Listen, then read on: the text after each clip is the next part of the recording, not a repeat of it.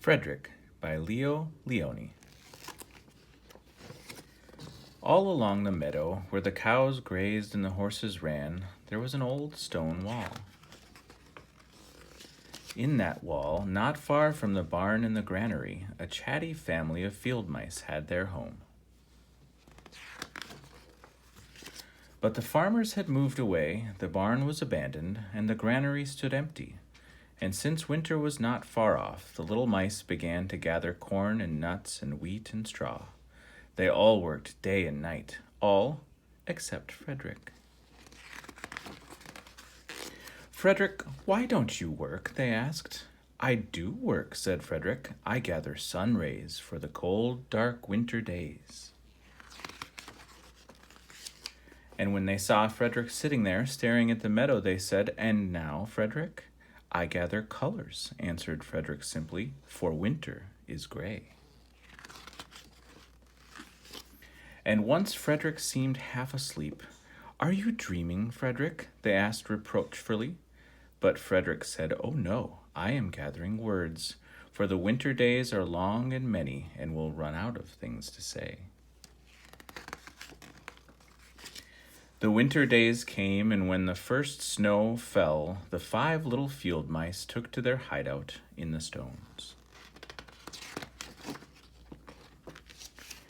In the beginning, there was lots to eat, and the mice told stories of foolish foxes and silly cats. They were a happy family.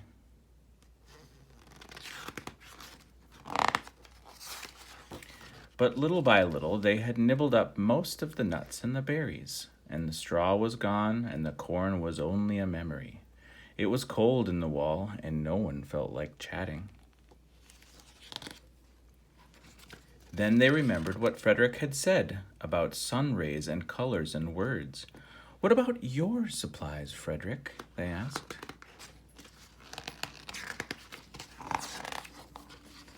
"Close your eyes," said Frederick, as he climbed on a big stone. "Now I send you the rays of the sun. Do you feel how they're golden glow?"